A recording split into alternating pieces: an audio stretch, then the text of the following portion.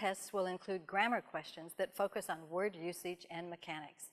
In this lesson, we'll focus on nouns and verbs. Singular and plural noun consistency. You need to make sure that the subject of the sentence and the subsequent nouns that refer back to the subject consistently remain singular or plural. For example, look at this sentence. The 3 high school football stars hope to be selected as a player for the state all-star team. The subject of the sentence, stars, is plural, but player is singular. The stars aspired to become players. They all wanted to be selected. Now let's look at noun-verb agreement, or subject-predicate. This is a classic. Singular subjects go with singular verbs, and plural subjects obviously go with plural verbs. But look at this example. The missing box of candles were finally found in the back of the closet. The subject of the sentence, box, is singular. Were is plural and needs to be changed to was. The test writers like to confuse you by putting the verb near a noun, like candles, that is not the subject of the sentence. You need to look for the subject and make sure it agrees with the verb. If the noun is the object of a preposition, it cannot be the subject of the sentence. Verb tense consistency. Watch for the continuity of verb tense. Within a sentence or paragraph, the test writers like to switch tenses to see if you can recognize and fix the error. For example, what's wrong with the following? When I went to the game last week, I see that my favorite team won. The action happened previously, and therefore 2 of the verbs, went and won, are in the past tense.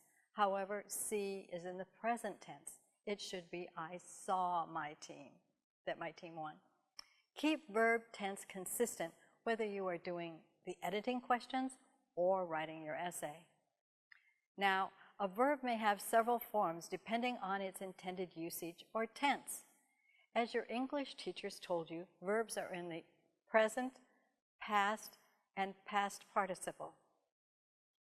So we would say walk for present, walked for past, and walked for past participle. That's a regular verb, but English, being such a fun language, has many irregular verbs. Let's look at a few. We have here is, was, been, or see, saw, seen, buy, bought, bought. All right, the past participle is always paired with another word, like had or was. The common mistake that is tested is using the past tense verb form with a modifier like had. Let's look at this sentence. By the end of the month, Maria will have took all of her paychecks to the bank. Since a form of has is used, the past participle taken should be used, not took. You already know so many forms of verbs. Some are especially tough. Here is a tricky one, and the test writers love this one because it's so confusing. You have lie, which means to recline. It's lie, lay, lain. It is very easily confused with lay, to place something. Lay, laid, laid. You need to memorize these so that you can use them correctly. The test writers often include them. Another verb form that is tested is have, with a verb that precedes it, such as might have, could have, should have. Many times it is used incorrectly as might of. When we speak, it sounds like should of when we use contractions like should have and could have. The test writers check to see if you know it should be have, not of.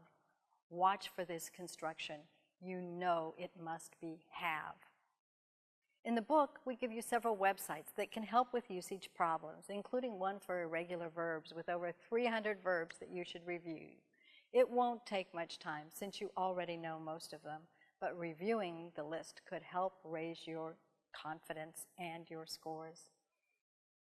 Memorizing the correct forms of lie and lay and what each word means also will help prepare you for the tests, not to mention your college and career. Speaking and writing well prepare you for your future. So your time working on problem areas is a great investment of your mental energy. Now, let's take a look at another topic.